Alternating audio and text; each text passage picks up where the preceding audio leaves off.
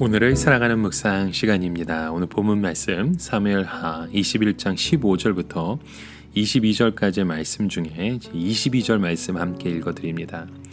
이내 사람 가드의 거인족의 소생이 다윗의 손과 그의 부하들의 손에 다 넘어졌더라.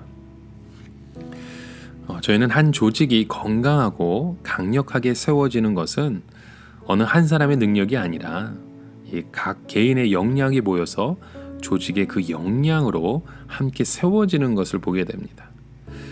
그래서 각 개인의 역량이 극대하면서 조직으로 모아질 때 강력한 조직을 이룰 수 있는 것입니다. 다윗 왕국이 강하게 세워질 수 있었던 것도 다윗 한 사람의 위대함도 있겠지만 함께 싸워 공을 세운 장수들이 있었기 때문입니다. 그 뒤에는 분명히 하나님의 도우심이 있었습니다. 이 모든 것이 하나로 뭉쳐졌기 때문에 다윗 왕궁은 든든하게 세워지게 되었던 것입니다.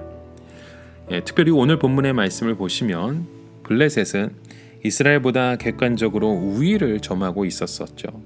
그리고 그들의 군대는 모두가 거인이었고 맹장이었습니다. 그런데 다윗을 따르는 장수들에게 하나 둘 차례대로 거꾸로 지고 말았던 것이죠. 각 개인의 역량이 하나로 뭉쳐 강한 조직을 만들어가는 모습을 보여주었던 것입니다. 그 말씀 중에 오늘 사무엘하 21장 15절부터 17절에 보시면 이런 말씀을 합니다. 블레셋 사람이 다시 이스라엘을 치거늘이라는 말씀으로 시작합니다. 자, 이는 다윗이 통일 왕국의 왕으로 즉위하면서 왕권을 확립하기 시작했던 시기인 것으로 보입니다. 사무엘하 5장에 보면 다윗이 즉위한 후 블레셋으로부터 두 번의 선제 공격을 받은 적이 있었습니다. 그때 블레셋 사람들과 함께 싸울 때 다윗은 몹시 피곤했습니다. 이를 본 거인족의 아들 중 무게가 300세겔이 되는 노창을 들고 세 칼을 찬 이스비노빌이 다윗을 죽이려고 달려들었었죠. 아마 이스비노브는 다윗을 죽일 수 있는 절호의 기회라고 생각하고 달려들었을 것입니다. 그런데 그때 아비새가 다윗을 도와 블레셋 사람을 쳐 죽였던 것입니다. 아비새는 그렇게 용맹한 블레셋 장수를 단숨에 넘어뜨리고 맙니다. 성경의 저자가 블레셋 군사의 상황을 구체적으로 묘사했던 이유는 이들과 맞서 싸운 장수의 그 용맹함을 부각시키려고 했던 것입니다. 자, 그리고 그 후에 다시 블레셋 사람들과 고베에서 전쟁을 할 때였습니다. 이 전쟁은 앞서 살펴보았던 전쟁과 사뭇 다른 분위기를 보여주고 있죠. 그 이유는 앞서 살펴보았던 전쟁에서는 블레셋이 월등한 군세력을 가지고 있었습니다. 그런데 이번 본문에서의 전투는 이스라엘이 주도적으로 이끌어가고 있는 뉘앙스를 느끼게 됩니다. 이곳에서 블레셋 장수를 넘어뜨린 두 번째 용사는 십부개였습니다.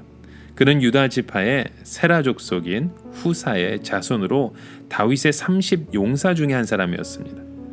그는 24,000명의 군사를 거느리는 군대 장관이기도 했죠.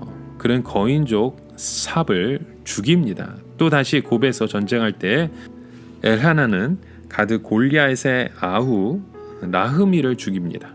성경은 그자의 창자루는 배틀 채 같다는 말씀으로 기록합니다. 이렇게 어마어마한 블레셋 장수도 다윗의 용사 에할란에게 무력하게 쓰러지고 말았다는 것이죠. 또 가드에서 전쟁할 때 익명으로 나타난 장수, 즉 키가 큰 자 하나는 손가락과 발가락이 6개씩 모두 24개가 있었는데 그도 거인적 소생이었다고 말합니다.